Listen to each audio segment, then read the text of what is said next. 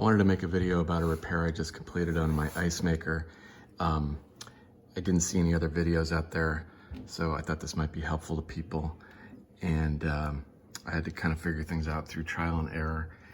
So this is a Bluestone BCIM44, and I think there's actually several other brands that are identical to this machine. So this information is probably good for more than just Bluestone.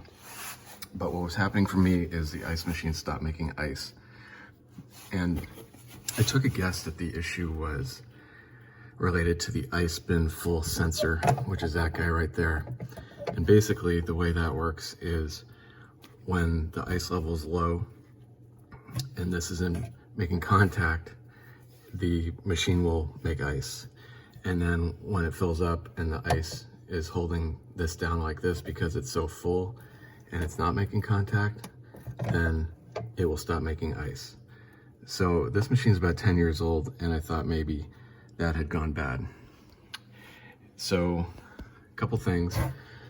So removing that's actually pretty easy. You just come in from behind with your finger and you can pull it out.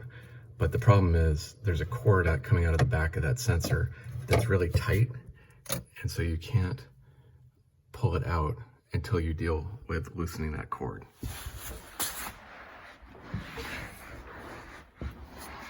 All right, so here's the back. You can remove that panel there. There's 10 screws that have that attached. Remove those screws, and then you can get to the back here.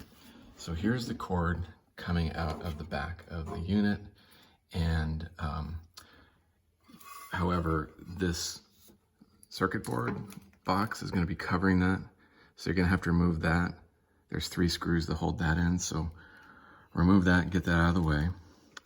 And then you can get in here, and from the factory it'll come with this like full of silicone caulking, and you'll need to pick that away. Just I took a needle nose pliers and a little pick and got rid of that.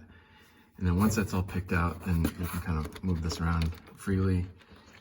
And then I don't remember exactly how this was attached, but just want to make sure that that wiring gets a little slack in it, so then you can be able to pull out that sensor out of the front. So before you just pull everything out, I would recommend that you plan to take your new sensor and tie it to the old wiring.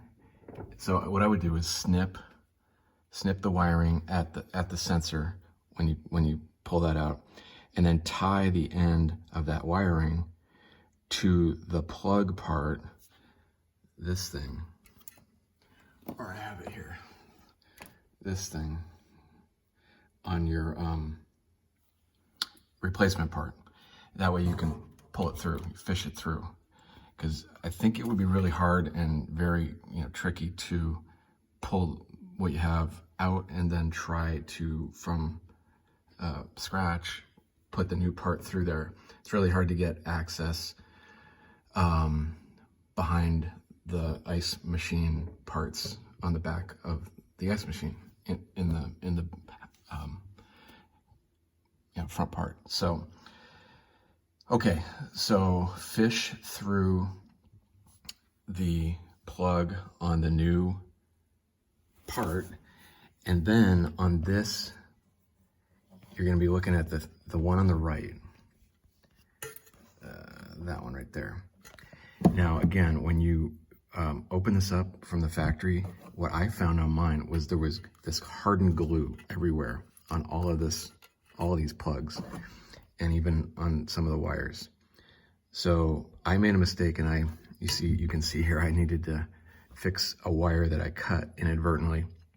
So I would recommend that you pick very carefully at that glue, that dry glue. It'll come off with your fingernail. Here's little bits of it that are on my floor here, but just little bit by little bit, and it'll eventually all come off. I wouldn't use any heavy tools or get too aggressive. You can just pick at it with your fingernail. Once you get all that glue off, then you should be able to unplug the old part from here and then plug in the new part. I'm gonna have to fill this hole back up with silicone, but that's about it. Hopefully I've given you enough information here to go ahead and try to attempt that repair yourself. I'll put the part number in the description, and hope this helped.